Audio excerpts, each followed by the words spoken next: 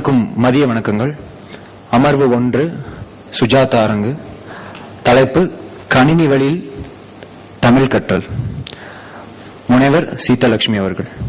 முனைவர் சீதலட்சுமி சிங்கப்பூரில் நன்யாங் தொழில்நுட்ப பல்கலைக்கழகத்தில் பேராசிரியராக பணிபுரிந்து வருகிறார். இவர் சமீப காலங்களில் சிங்கப்பூர் தமிழ் கல்வியல் பாடத்திட்டங்களை தரப்படுத்துதலும் மற்றும் பேச்சு தமிழுக்கு பங்களித்தல் போன்ற ஆராய்ச்சிகளில் ஈடுபட்டு வருகிறார். பல பன்னாட்டு கல்வி நிறுவனங்களில் இது குறித்தான தனது கட்டுரையை வழங்கியிருக்கிறார். 2 மாதங்களுக்கு முன்பு மத்திய கல்வி நிறுவனம் இவரது தமிழ் ஆராய்ச்சி புலமையை கௌரவித்து இவருக்கு இணை பேராசிரியர் தகுதியுடன் ஒரு நிரந்தர பதவியும் அளித்துள்ளது. இவர் நம்மிடையே இந்நிகழ்ச்சிக்கு தலைமை வகித்திருப்பது நமக்கு பெருமை. நன்றி.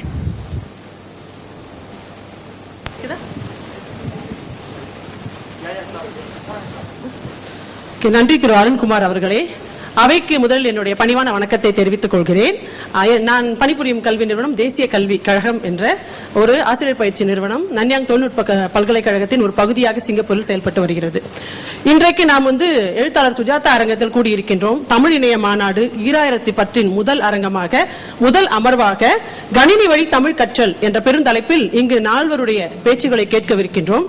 கல்வி தொடர்பாக கணினி என்பது இன்றைய நிலையில் எந்த அளவிற்கு சிறப்பாக செயல்பட்டு வருகிறது, அது எவ்வாறு நம்முடைய எதிர்கால தலைமுறையை தமிழின் வழி கொண்டு வரும் என்று நாம் இந்த அரங்கில் நாம் தெளிவாக பார்க்க முடியும்.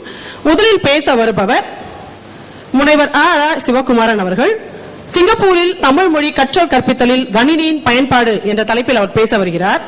அவர் நன்யாங் தொழில்நுட்ப பல்கலைக்கழகத்தில், அதாவது சிங்கப்பூரில் உள்ள பல்கலைக்கழகத்தில் ஒரு பகுதியாக விளங்கும் தேசிய கல்விக் கழகத்தின் தமிழ் துறையின் தலைவராக தற்போது செயல்பட்டு வருகிறார்.